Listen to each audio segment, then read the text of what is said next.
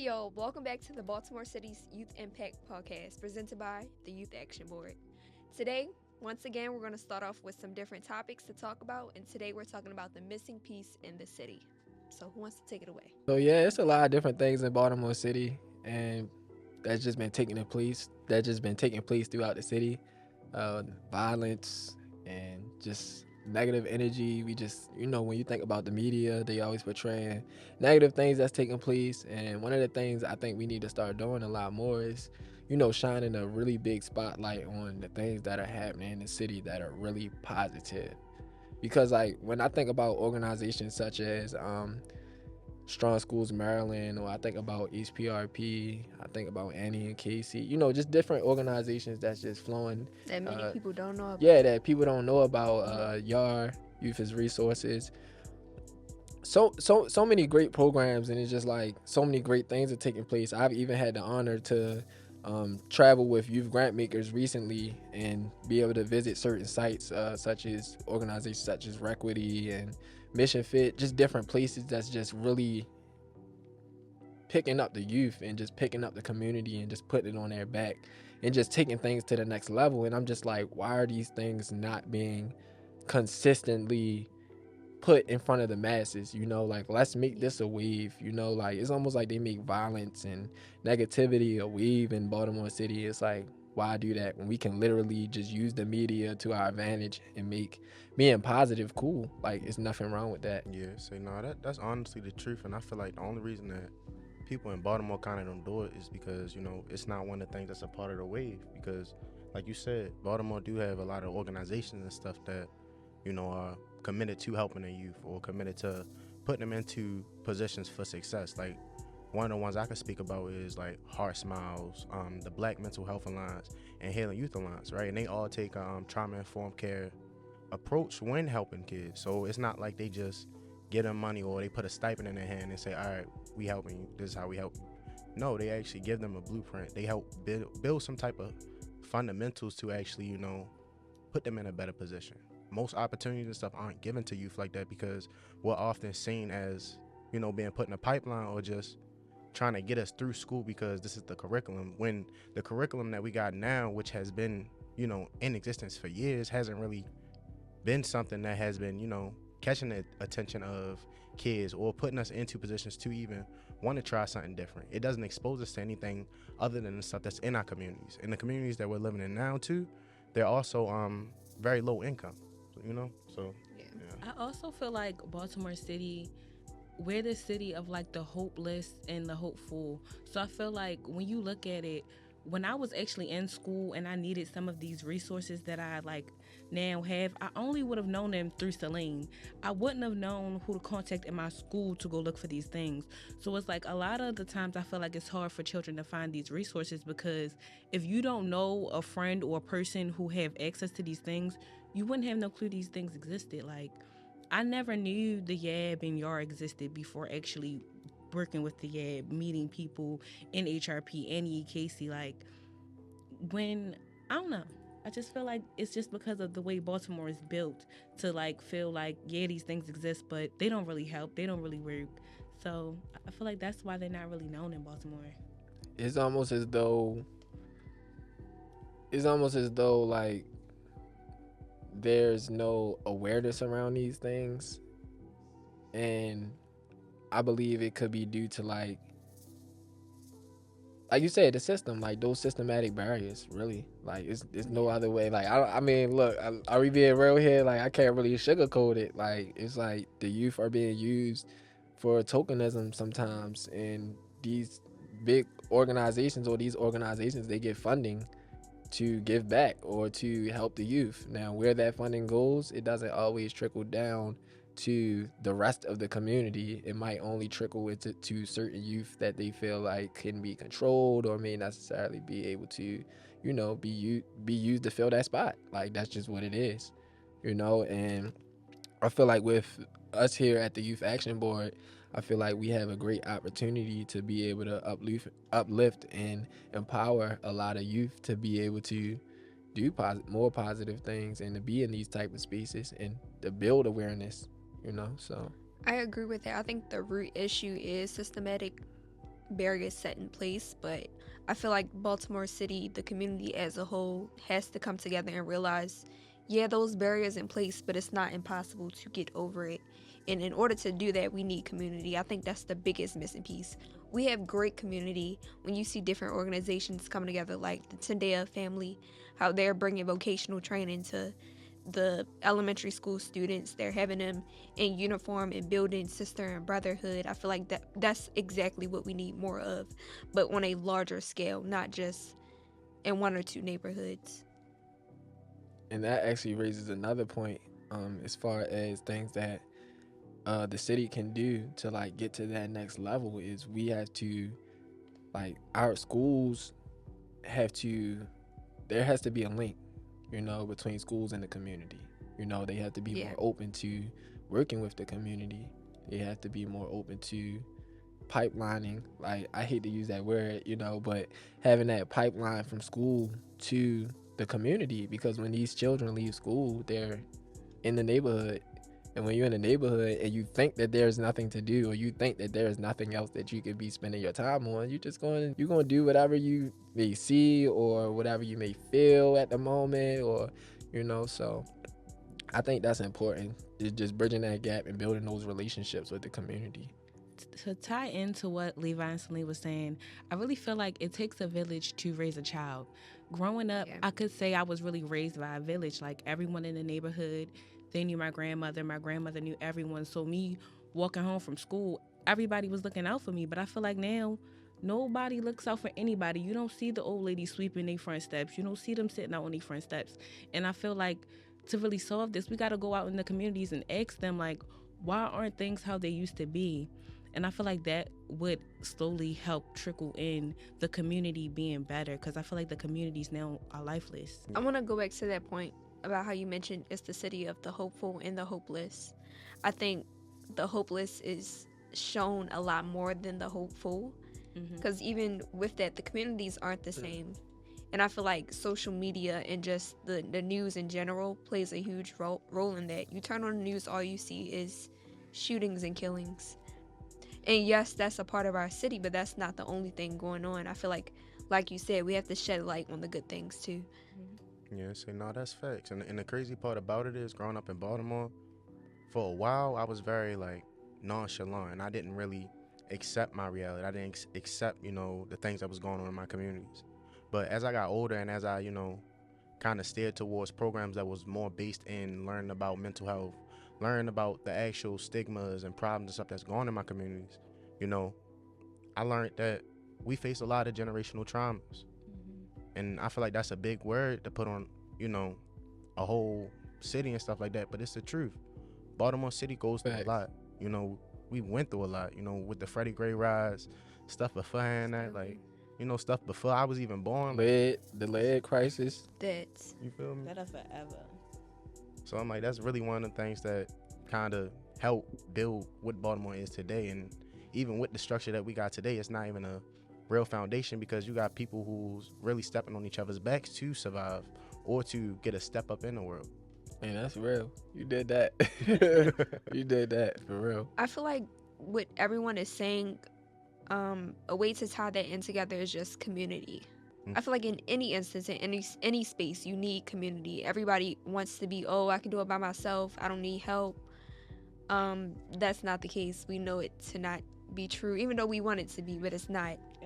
I feel like we have to bring the older generation and the younger generation together, let them cultivate space, let them share their opinions on the same topics, and then let them brainstorm, like, okay, what can we do?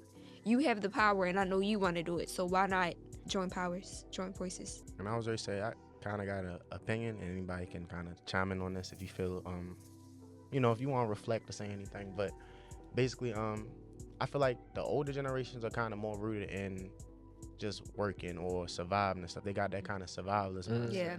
Whereas though for us today, we aren't going through those same problems and we aren't experiencing those same traumas, but we're still, experiencing the after effects of those things. And with us experiencing that, we're kind of being put into a cycle somewhat, because if your mother and your father, they basically tell you, all right, don't do this, don't do that, and you need to go to school, without actually putting you into a position to actually try to expose yourself to different types of careers, to different types of opportunities and stuff like that. We live in a community that literally works to survive, and that's the cold hard truth about it. Capitalism. Growing up, my dad literally told me, and I lie to y'all not, he told me, don't work a job that makes you happy. Work a job that takes care of you. And growing up, I always used to be like, I'm not going to do that. But now that I've aged and now that he's aged, he literally told me, you got to find something that makes you happy, because he's in this space of life. Like, he done worked all his life. He has nothing. Like, he has nothing to look back on except for these jobs and these experiences that did nothing for him. So it's like being in this era with my dad and him changing what he taught me, it's really showing me a lot about the world, and that like this world is rooted in surviving only.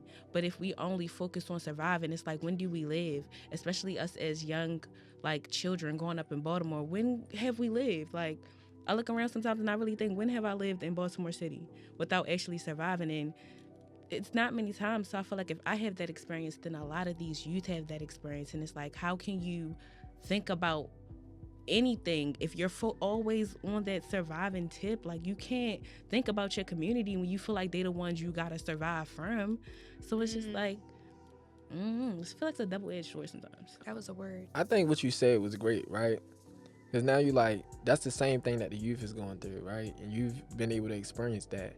Now, one thing that we know about growing up is your brain is constantly developing. So imagine your brain not really being fully developed and you're in survival mode, you know? So it's like, that's what we're looking at. And it's like, I have a level of compassion for the youth, because it's like a lot of times people are like very judgmental on the youth. And it's like, how can you be so judgmental? The times has changed, the generations has changed. Everything is really different. You know, you can't relate to anything that these youth are going through today. These youth are literally in survival mode with their brains still developing. And then we're in the age of technology, so everything is being pushed in your face at one time. It's too much information being pushed. A lot of parents are just putting tablets in front of their kids' faces and just letting them just, look, do whatever you want. You know, I gotta work. Mommy gotta work. Daddy gotta work. We doing overtime. I don't have time to sit here with you and show you these things, show you and be monitoring what you're doing, what you're intaking. So it's unfortunate, you know, but it goes back to community, like you said. Most parents and stuff, they just kind of focus on going to work and the kids kind of doing what they have to do. We don't grow up in environments. We don't grow up in households where, you know, where our mothers and fathers or just family members in general actually sit down and have talks with us. Talks for us to understand stuff. Talks for us to actually break down, you know, some of the things that we might be going through, or to even discuss the traumas and stuff that they went through in that past, so that way we're more aware of not making certain decisions in the future. And then to tie into what Lamar was saying, I feel like sometimes when like in to what Levi said, when you're growing up and you're like developing in survival mode, I can take accountability. For me, it was hard for me to really take in the lessons that my elders were teaching me, because it's like, I feel like if I'm in this space with elders, why am I surviving? Why can't I just learn without having to be thrown in every situation that I have to learn in? So I wouldn't say it created a cockiness for me, but it was like kind of a cockiness, because it's like I felt like nobody could tell me nothing. Like, I survived, so what can you tell me? And then I felt like the information that they were telling me, like, it wasn't true, because it's like, I feel like as we are judged as youth, we low-key judge who we come from. So it's like, we're looking at their mistakes and we're like, you can't tell me nothing because look at where you're at and look at what you did. But it took me into wanting to actually grow and be better and actually like want to get back into community, to understand that I have to listen and understand as I am to be understood. And that goes as far as judging too. I feel like that's a big problem. I kind of was the same way myself. And it took for me to actually like be able to reflect on certain situations or certain things that my parents have told me, you know, growing up, for me to actually realize, or for me to look at them like, the decisions and stuff that you made put me into the predicament that I'm at today. Mm-hmm. So I can't even really sit there and blame you for what you did, because you didn't have the resources. You didn't have the people who cared about you, because truthfully, you know, all parents don't care, but I had parents that cared. Mm-hmm. So regardless of what they could provide financially, I still had people who love me. And that's one of the biggest things that kind of allowed for me to grow and allow myself to grow into like an open mindset to actually understand the world for what it is today. But yeah. I think history will always repeat itself until everyone as a collective decides we have to make changes. So we're going through the same things as our past ancestors and generations, but I feel like it has a different nuance. It's different now because the mother and the father is in the workforce. They have to be in the workforce in order to provide for their family. The mom can't be at home, giving the child all the nurturing and support as they used to back in the day. And I feel like that's the disconnect from the older generation. And now they're still viewing it from having one parent working and the other one not, or one parent working and handling it all. When now everybody has to work, everything is so expensive.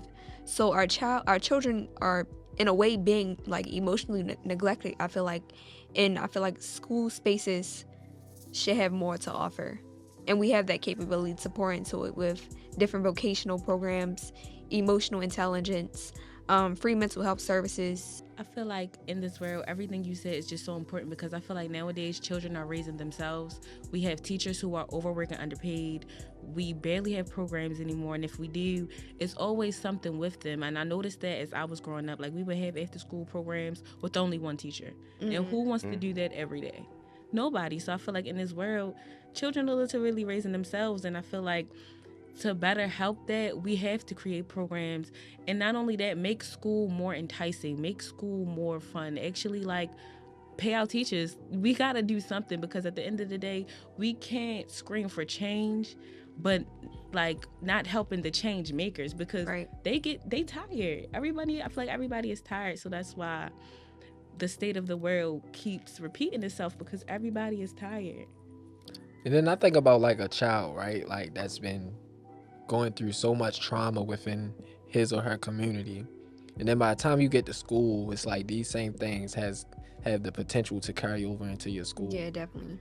And it's like I might need to have, I'm in no form or fashion, I'm not saying do this, but going through the mind of a child, like I may feel as though in order to protect myself, I might need a little switchblade because when I get out of school, I gotta catch the train and I gotta catch 2 buses to get home, and it's nighttime and it's dark, and they're out here doing all types of violent acts towards people. So it's like certain things we just gotta understand. We gotta know how to deal with these type of situations within the school system as well. So equipping teachers with the knowledge of what's going on, what's taking place, how to deal with these type of situations, because everything don't have to result into a child being arrested. Yeah. Because these things go on a child's record for their life until hopefully they can get it expunged. But what child wants to go through something like that? You counting them out before they can even get to the next the next phase of their life.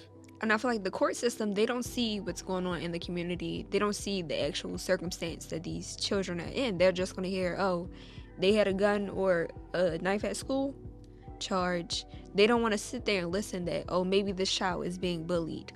Or like you said, when they're going home, it's pitch black dark out and they're 12 years old. So they have to have something to protect themselves. In that instance, I feel like the court system should make certain things be set in place to protect our children. And another thing, I know this might be an unpopular opinion, but I think social media has to be taken away from our children. Yes. It is polluting their minds, and it's making them grow up too fast in the wrong ways. And it's making them think about violence and, oh, money, cars, this, that, and the third. That's not what's important in life. I feel like a child can have a phone for communication to their parents, text their friends. That's it. And I feel like it's also making our children slower. We're more likely to pick up our phone and look up something instead of reading a book. So I have a question. At what age do you feel like a child should be able to be on social media? Like have a social media account? Yeah. That's like a question for a parent. Now I don't have kids. I'm asking for your opinion. My opinion. Now I had a social media when I was in 2nd grade. Do I agree with that? No at all. So I feel like when they go to high school, and I'm just gonna say this because me and Celine were in middle school together with social media. Let me tell you, the things that we used to do on social media are terrible. I'm speaking as a child. I didn't do anything. I'm speaking as a child. I feel like social media should not be around children. Oh my God, the bullying. We don't view it as bullying. We view it as arguing. But looking back, that was bullying. That it don't matter if we were going back and forth. That was bullying. We didn't have to say those things. And I feel like being on social media, seeing the celebrities. Why are we in 7th grade beefing over celebrities? Why are we in 7th grade looking at celebrities and like, I hate myself because I don't look like that. Exactly. I feel like social media, I feel like that's like for, I don't know. I feel like social media is just weird for anybody. Like, I don't like the concept of social media. It's for networking as adults. Making money if you, like, as adults. Adults, not for children. Also, get them kids TikTok back. Sorry. For real. Take TikTok away. That was a kids app, and now the kids can't even be on there. Yeah, they can't watch their little Roblox videos. No, and then people on Roblox saying crazy stuff, y'all. I feel like it is also the adults, like it's the adults too. I just feel like it's just a whirlwind, like it is. Honestly, that's the truth. I really feel like it's everybody at the end of the day, because it's like we can really blame everybody but the kids because we're raising the kids. Yeah, so, they're kids. I know, yeah, but my point to that is basically like growing up and stuff like. We need good type of mentors. We need good type of role models and stuff like that. So we aren't getting those influences from our parents. We aren't getting those influences from the social media and stuff that we are watching, like y'all saying, and stuff like that. A lot of that stuff is glorizing, the bad stuff that's going on in life, like drugs and stuff like that. Like the crazy thing about it is, with all of this social media stuff and just life period, like I know people who are probably 13, 14, 15, and they're involved in the drug game. They're involved in, trying to make money or trying to provide for their mother or father. Like I literally know somebody who's in middle school who try to hustle to take care of their mother because their mother don't got it all. So they want to be the man of the house. Gotta be. But they 12. Or they not going to survive. I know, but it's like they 12, 13. Nobody should have that mindset. That's the harsh reality of it. Yeah. But what can we put? I'm sorry, go ahead. I don't mean to cut you off. I was just say, I just feel like social media just like adds on to what they already facing in the regular world. Like social media is just a different demon to me. I think another missing piece is just a holistic approach to like the community's health. So that's like food access, mental health access, health services in general. Adequate housing, job opportunities, all of that plays a part into a person's health. So what are some ways that we can bridge those gaps? I feel like what you said was great, like access, but there's a lot of access to a lot of programs out here and it's not enough awareness. So I really feel as though like once we can get that awareness, such as through our school tour that we're about to be doing, shout out to us and all of our collaborators, YHDP programs, and service providers. Shout out to everybody, really. Like I said, our goal is to pretty much go through Baltimore City schools, as many as we can, high schools specifically, and just take the resources directly to the youth. What kind of resources? Workforce readiness, workforce training. We want to expose them to creative programming. Creative program. Thank you. Creative programming. We want to expose them to different content creators, influencers, just different type of lanes, because there is a shift, and we was talking about social media and it's not going away. Like that's the reality of it. It's only just enhancing as time goes on. Cut the Wi-Fi off. So we just gotta learn how to deal with it. We gotta learn how to deal with it, and we gotta learn and teach. Like you say, it's about business. Like use these type of platforms to network. Use these type of platforms to grow. Like get something out of it. Like don't pour so much energy into these platforms to take this one picture so you get 100 likes, but you're not getting nothing out of it. Like so like create a lane for yourself. People are doing e-commerce through social media. Like people are doing affiliate marketing through social media. People are doing they're doing brand ambassadors. They're becoming brand ambassadors through social media. So it's just about getting every resource that we can think of to the youth. I feel like to add on to that, I feel like all organizations or companies within the city or surrounding city should be hiring the people in the city, working with the people in the city. Facts. There's no way you're expecting to take this community's dollar and not keep it in the community. And I feel like that should be the case for all communities across the country, whatever the case may be. But if you know you have a garden, then you should go out and hire the youth to fund this garden, to keep growing it and cultivating it. And then they'll have the skills to go out into their own neighborhoods and do the same thing. That's adding jobs, that's adding food, And it's adding knowledge. and spreading your awareness. That's the biggest Right. thing, is spreading awareness. I feel like when you hire more people from the city to work at said places, that's how the word is going to spread. My family would have known nothing of the app if I didn't work there, but now since I work there, they are repeating it to other people because they now know what it is. And I feel like social media is a thing too, don't get me wrong, but those interpersonal connections with humans, like, that is what's going to bring the biggest awareness, because I'll trust something that comes from y'all mouths rather than me seeing the post on Instagram. Right. Because I know y'all, like, I work with y'all. So I feel like you said, bringing it back to the community is just going to spread more awareness because it's the community. It's creating those personable experiences.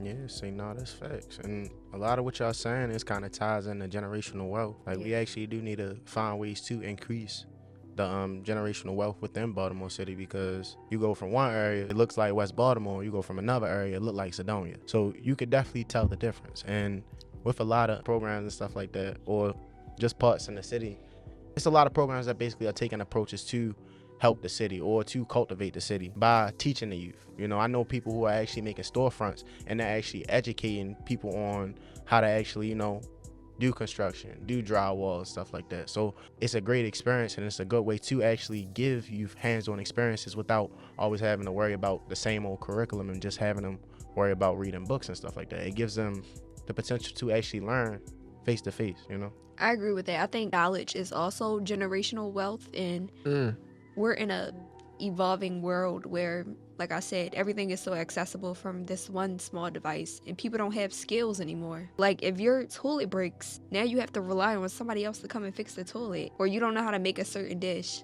or you don't know how to explain this story that your child is learning to them because you don't know it yourself. I feel like we have to get a little bit more old-fashioned with things. That's a fact. Like, growing up, my grandfather literally taught me how to do everything. Like, Right.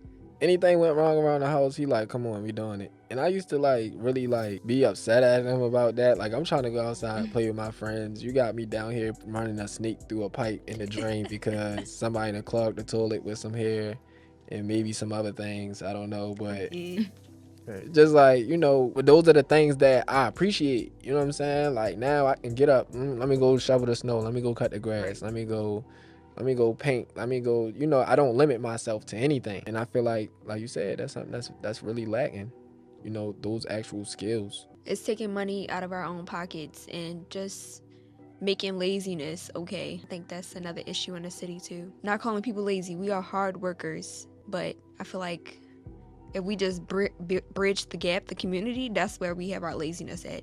Actually building connections with one another, setting our issues and problems aside. As I say, I really agree with that, because truthfully, you know, Baltimore it's a good city.